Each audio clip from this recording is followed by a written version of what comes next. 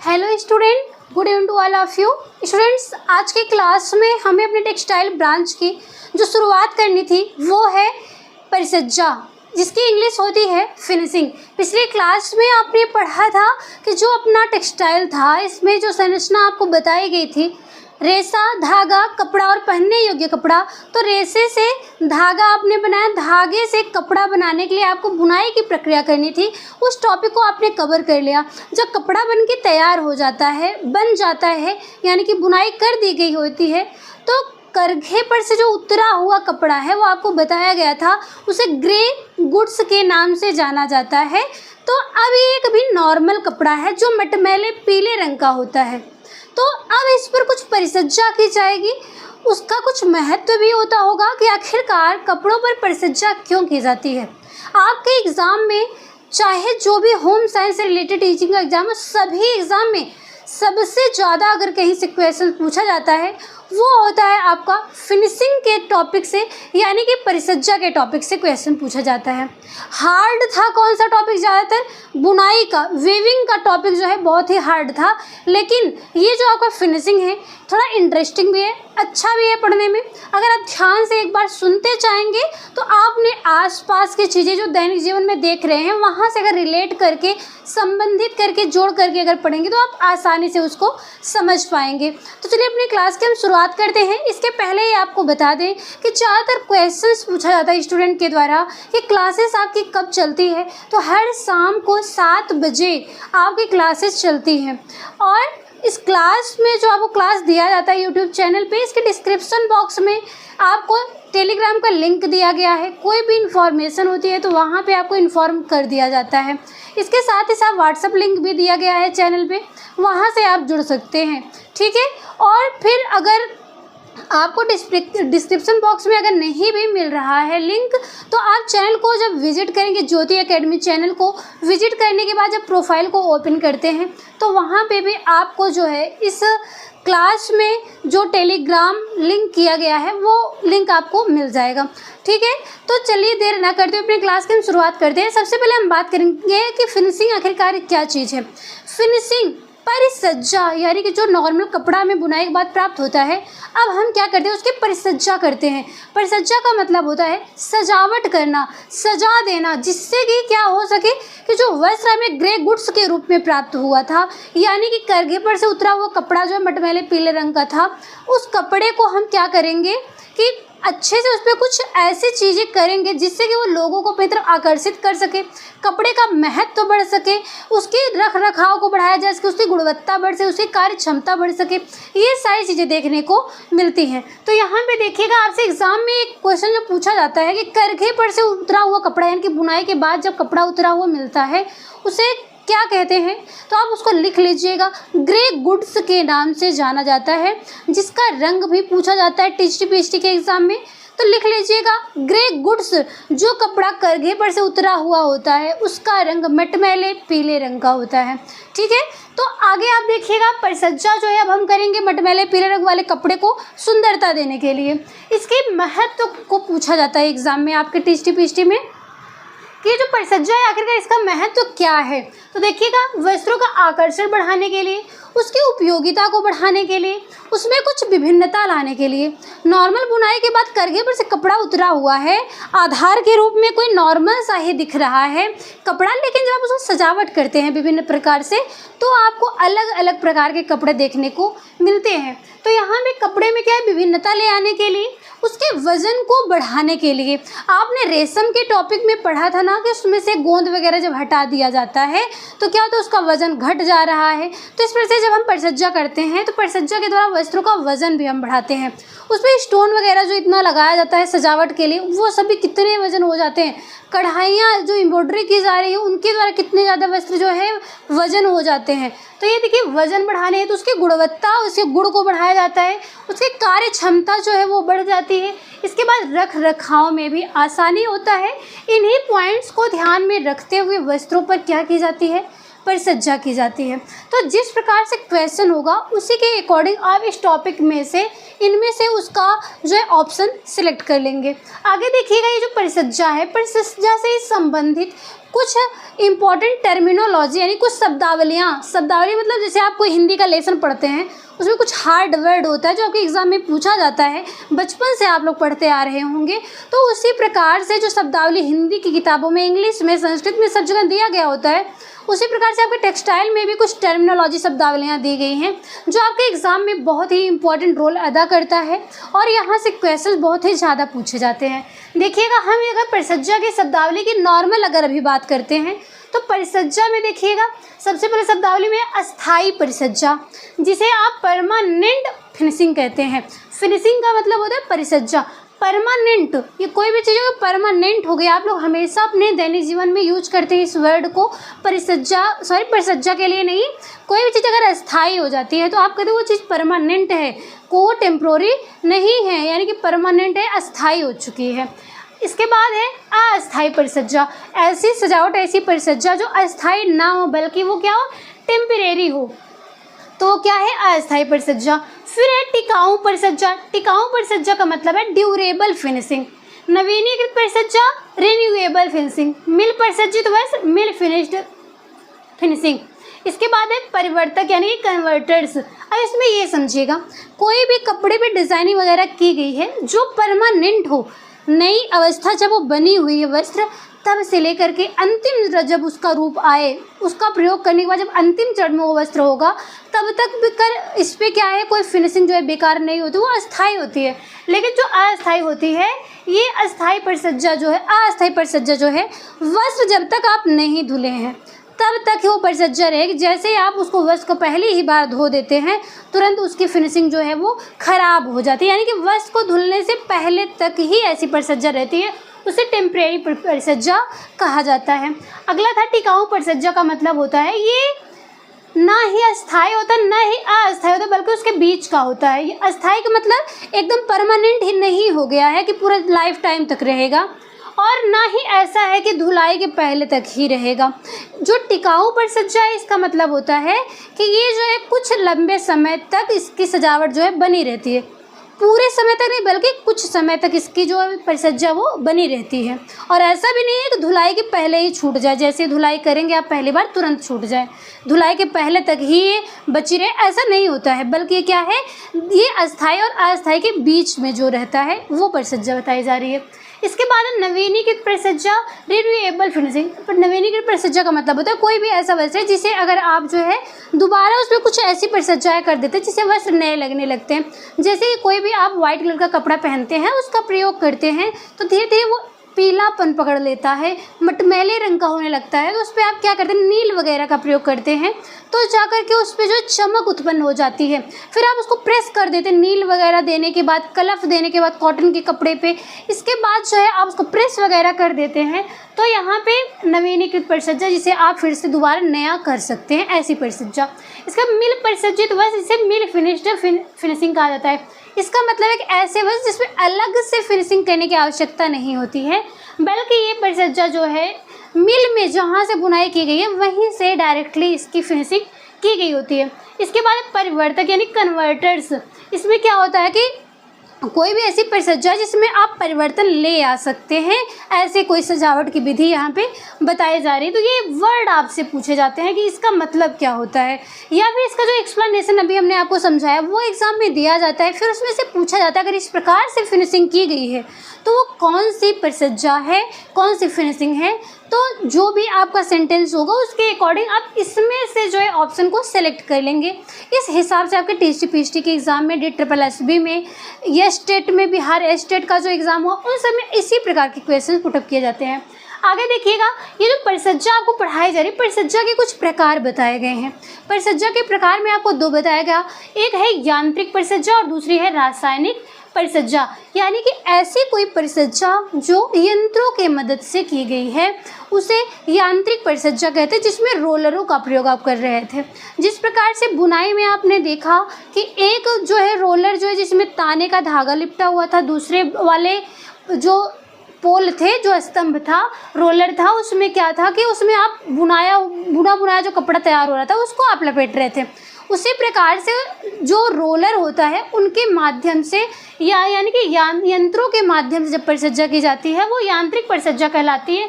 वहीं पे जब कुछ केमिकल्स, रसायनों का प्रयोग करके आप परिसज्जा करते हैं उसे रासायनिक परिसज्जा कहते हैं। तो सबसे पहले हम बात करते हैं अपनी यांत्रिक परिसज्जा की। यांत्रिक जो परिसज्जा है इसमें सबसे पहले है बीटलिंग की बात की जाती है। बीटलिंग का मतलब होता है कुटाई करना। आपने लेनन वाले टॉपिक में देखा कि उसको पीट करके तने से रेशे प्राप्त करने के लिए, चमक उत्पन्न करने के लिए, रेशे को आपस में जो सटे हुए थे उनको एक दूसरे से अलग करने के लिए उसमें कुटाई की जा रही थी। तो ये जो है परिसज्जा, इसका अर्थ क्या था, ये एक पॉइंट जितना भी है आप कंटिन्यू उसको नोट करते जाइए और समझते जाइएगा। बिल्कुल भी किसी भी वर्ड को आप जो मिस नहीं करेंगे, क्योंकि यहाँ से ज़्यादातर क्वेश्चन आपके एग्जाम में पुटअप किए जाते हैं। ठीक है, इसलिए बिल्कुल भी आपको छोड़ना नहीं है, कंटिन्यू आप इसको रिवाइज करते जाइए, पढ़ते जाइए जो भी क्लासेस आपको बताई जा रही हैं। ठीक है, यहाँ सबसे पहले बताया जाए आपको बीटलिंग। बीटलिंग का मतलब कुटाई करना। ये कुटाई क्यों की जाए, वस्त्रों में चमक व कोमलता बढ़ाने के लिए वस्त्रों पर बीटलिंग की परिसज्जा की जाती है, जो कुटाई कहलाती है। आपको हिंदी नाम से ज़्यादा इंग्लिश नाम देखने को मिलेगा। पूरे टेक्सटाइल में आप इंग्लिश वर्ड को ज़्यादा ही इम्पोर्टेंस देंगे, क्योंकि एग्ज़ाम में आपके ज़्यादातर इंग्लिश वर्ड को ही पूछा जाता है। वहाँ पे आपको नहीं पूछा कुटाई क्यों की जाती है, वहाँ किसी इंसान को नहीं कूटना है, अदरक नहीं कूटना है, धनिया नहीं कूटना है, कोई भी चीज़ ऐसी नहीं कूटनी है को आपको कुटाई की बात की जाएगी। यहाँ पे आपको पूछा जाएगा बीटलिंग फिनिशिंग क्या है।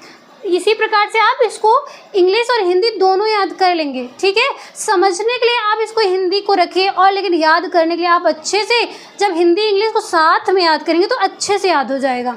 ठीक है, कुटाई क्यों की जा रही थी, चमक उत्पन्न करने के लिए, कोमलता बढ़ाने के लिए। मार के किसी को आप अगर पीट देंगे, कूट देंगे तो वहाँ पे जो आपको उसमें चमक नहीं उत्पन्न होगी, उसको चोट भी लग जाएगी।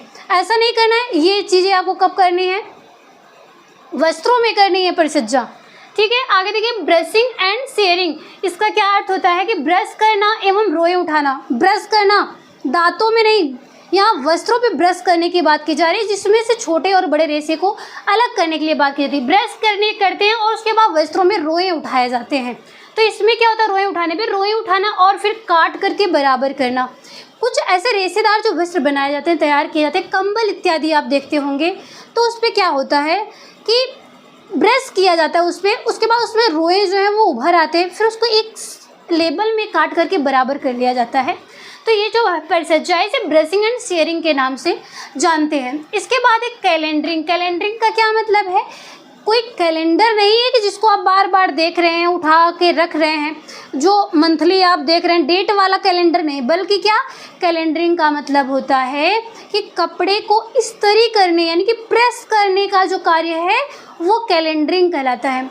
जब आप नॉर्मल किसी वस्त्र को प्रेस करते हैं कुछ नॉर्मल संख्या में ही, तो उसे इस्त्री करना कहते हैं।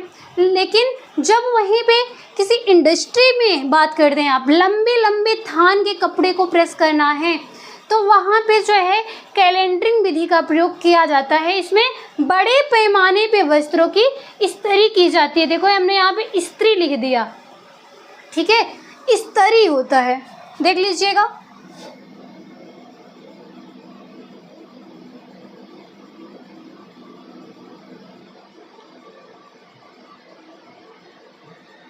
यहाँ पे देखिएगा,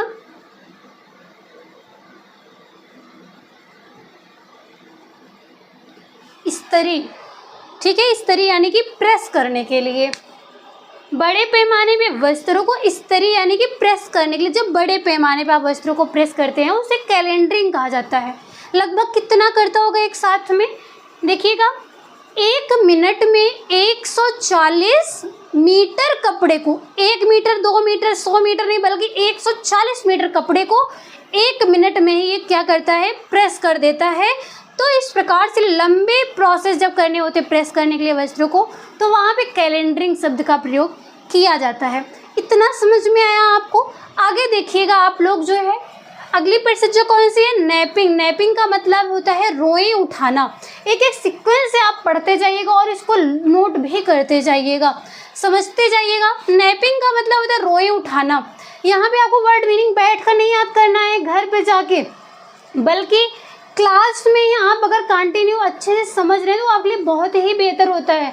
आप उसको नोट करते जाएंगे, पेन आपकी चलती रहेगी तो और बेहतर याद होता है। देखिए, नैपिंग का मतलब रोएं उठाना। जब कंबल आदि या उलन किसी भी कपड़े पे आप रोएं उठाने का कार्य करते हैं, उलन कपड़े पे कंपल्सरी होता है जो, वो होता है रोएं उठाना, उसे नैपिंग कहा जाता है। इसके बाद है टेंटरिंग। टेंटरिंग का मतलब होता है वस्त्र की लंबाई चौड़ाई चारों दिशा में समान करना। इसका मतलब होता है कि जब आप क्या करते हैं, कोई भी वस्त्र जो है आप करघे पर से उतारते हैं, कपड़ा जब बुन करके, तो आपको हमने बताया कि कपड़ा जो है गंदा हो जाता है ना, मटमैले पीले रंग का हो जाता है, उसे ग्रे गुड्स के नाम से जाना जाता है। तो ये बातें आपको पहले बताई गई। तो वही जो ग्रे गुड्स कपड़ा होता है, करघे पर से उतरा हुआ कपड़ा होता है, उसकी लंबाई चौड़ाई लगभग समान नहीं रहती है। फिर उसमें एक प्रक्रिया की जाती है, टेंटरिंग प्रक्रिया की जाती है, टेंटरिंग परिसज्जा की जाती है, जो वस्त्रों की चौड़ाई को, लंबाई को एक समान रूप में कर देता है।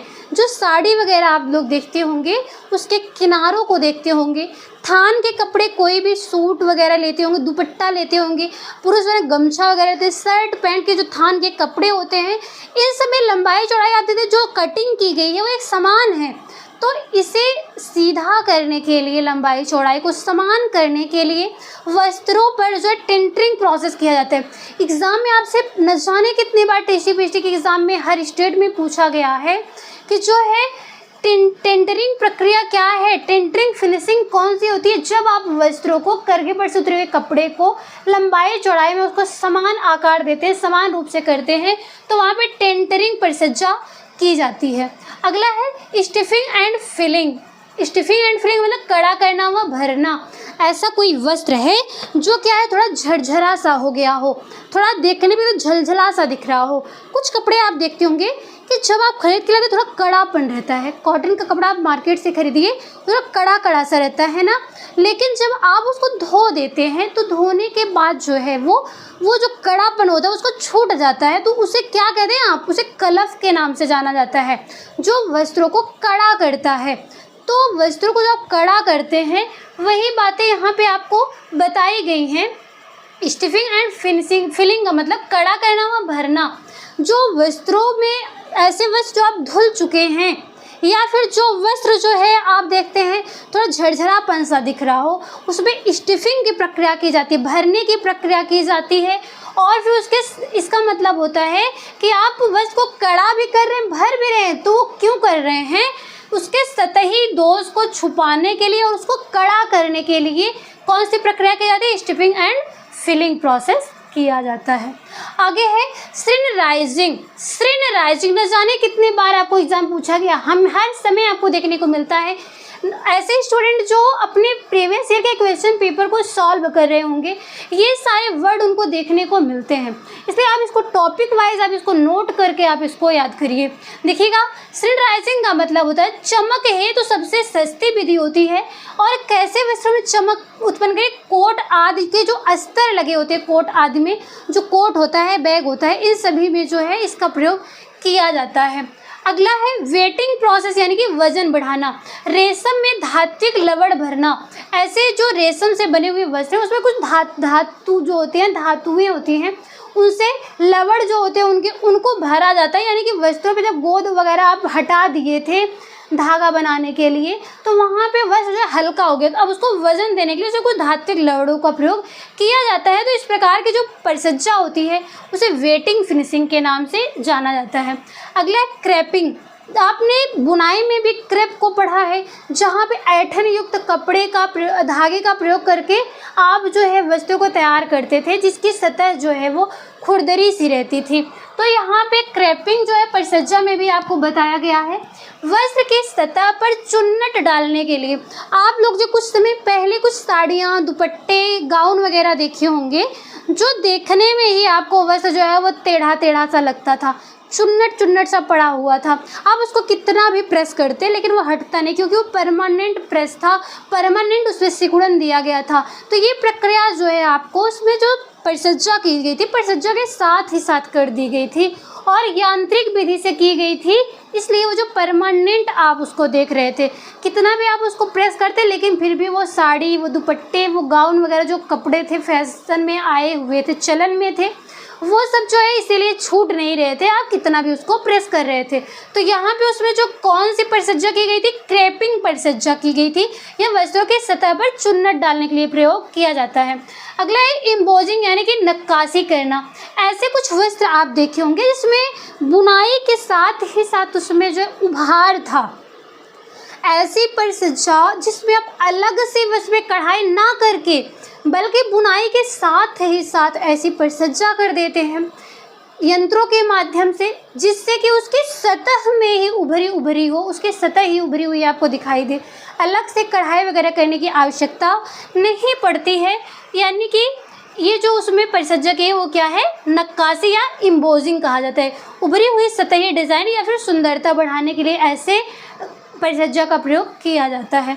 आगे सेन्फोराइजिंग, एग्जाम में आपसे बार बार पूछा जाता है और ये वर्ड हमने आपको कॉटन वाले टॉपिक में भी बताया कि सेन्फोराइजिंग जो है ये सूती कपड़े में, कॉटन से बने जो कपड़े हैं इन पे जो है ये एक व्यावसायिक चिन्ह है। इंडस्ट्री में जब कपड़े तैयार किए जाते हैं बड़ी मात्रा में तो वहाँ पे ऐसे चिन्ह का प्रयोग किया जा रहा है, जिसे देख करके लोग ये समझ जाते हैं कि ये जो वस्त्र है ये सिकुड़ेगा नहीं। आप लोग देखते हो कुछ कॉटन के वस्त्र जो धोने के बाद तुरंत सिकुड़ जाते हैं और कुछ ऐसे भी होते हैं जो सिकुड़ते नहीं हैं और उस पर कुछ लेबल लगा होता है। उस चिन्ह का नाम क्या है, सेन्फोराइजिंग। ठीक है, अगला देखिए ग्लेजिंग। ग्लेजिंग का क्या मतलब होता है कि जब वस्त्रों पे सतह इसकी चमकदार बनानी जाती है, वस्त्रों को उसकी सतह को चमकदार बनाने के लिए ग्लेजिंग नामक जो है परिसज्जा की जाती है। इसके बाद है मोयरिंग। मोयरिंग का क्या मतलब होता है कि नमूने अंकित करने वाली, यानी कि इस पे मोयरिंग में एक परिसज्जा जो है ये मोयरिंग, इस पे जो नक्काशियाँ की जा रही, जो डिज़ाइन इस पे दी जा रही है, नक्काशी ना समझ के आप सिर्फ नॉर्मल ये समझ, जो इस पे डिज़ाइनिंग की जाती है परिसज्जा देते समय, इसमें लहरों के जैसे दिखाई देता है। जब आपको जो है लहर के सदृश किसी कपड़े पे चित्र वगैरह दिखाई देते हैं, चित्र के जैसा ही बना हुआ परिसज्जा दिखाई देता है, उसे मोयरिंग फिनिशिंग के नाम से जाना जाता है। इसके बाद है श्रिंगिंग।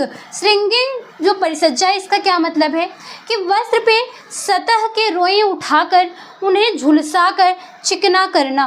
वस्त्रों पर जो है आप रोए उठा देते हैं ब्रश करके, उसके बाद उनके रोए को आप क्या करते हैं, झुलसा देते हैं, उनके रोए को जला करके उसकी सतह को चिकना कर देते हैं। नॉर्मल आप देखिएगा जो ऊनी वस्त्र कुछ ऐसे होते हैं या कॉटन के ही थोड़ा आप कपड़े देखते होंगे जो धीरे धीरे लंबे समय तक यूज करने के बाद उस पर जो रोए रोए से गांठ गांठ के जैसे उभरे हुए दिखते हैं, फिर आप उस पर जो परिसज्जा करने के लिए जो सब प्रेस वगैरह कर देते हैं ना, तो वो झुलस जाते हैं। अगर कंटिन्यू आप कर रहे हैं तो कपड़े पे रोए उठे हुए नहीं दिखाई देते हैं। तो इसी प्रकार की प्रक्रिया परिसज्जा जब आपकी इंडस्ट्रियों में की जाती है तो इस प्रकार की परिसज्जा को श्रिंगिंग फिनिशिंग के नाम से जाना जाता है। तो यहाँ पे जो हमने आपको बताया, आप इसको स्क्रीनशॉट भी यहाँ से ले सकते हैं और इसको ज़्यादातर हम आपको यही आइडिया देंगे कि आप लोग जितना पढ़ा करिए उसको जो साथ ही साथ आप नोट करते जाएंगे तो आप लोग के लिए बहुत ही बेहतर होगा और इसको भी आप अच्छे से समझ पाए होंगे। आई होप आज की क्लास आपको अच्छी लगी होगी। क्लास आपको कैसी लगी ये आप कमेंट बॉक्स में अवश्य बताइएगा। अपने फ्रेंड सर्कल में भी शेयर करिएगा जिससे कि उनकी भी तैयारियां कंटिन्यू हो सके। तो आज की क्लास हम यहीं पे कंप्लीट करते हैं। मिलते हैं आप लोग से हम नेक्स्ट टॉपिक के साथ नेक्स्ट क्लास में। तब तक के लिए धन्यवाद।